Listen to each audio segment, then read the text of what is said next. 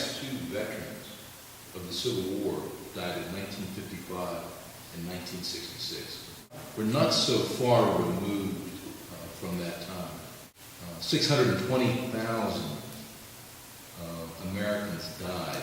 To put that in perspective, that is more than all the men and women who died in the American Revolution, in the Mexican War, in the Spanish-American War, in the First War, in the Second War, and in the Korean War.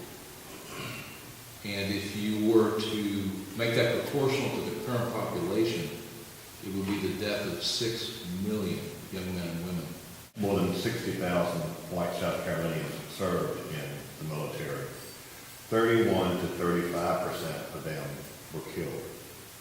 And everybody talks about the lost generation in England, France, Germany, and Russia in World War I.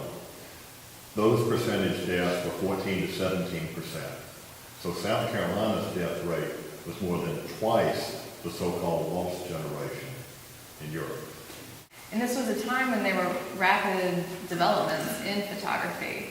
In the 1850s, the ambrotype and the tintype were also developed, and those are the case photographs that you see in this exhibition. Those developments did make photography much more affordable, so that's why you see so many portraits here, that it costs 5-10 cents for a soldier to have his photograph taken. It wasn't black and white. It wasn't like, this is the Northern cause, this is the Southern cause. These photographs began to make people really think about what was the value of the war. Did they have anesthesia? Well, yes. I mean, the chloroform had been around, but Walter will tell you that, on the Confederate side, it was whiskey and other types of anesthesia, but they did have some anesthesia on the battlefield. Antibiotics? Antibiotics hadn't been invented. I think that everybody, no matter what their circumstance, develops, like most doctors do, most nurses do. You develop a wall for your emotional self to hide behind, and you just kind of move forward and do your job. We had Confederate homes in the South, but they didn't keep very good records. They were not complete. What we do have is our fractions. There'll be letters. Uncle Joe came home and he was never the same. Or Mr. So-and-so drank himself to death after the war. You'll see any number of references like this, particularly, he was never the same. We now have historians who do the history of the census, and people have gone back to talk about the smell of Gettysburg. Literally, it can be smelled 30, 40 miles away.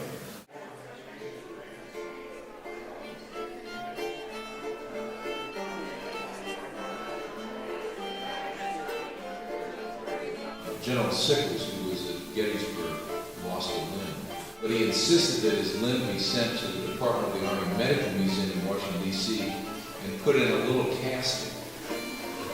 And for the next 50 years, because he lived 50 more years, he went there every July to visit his leg.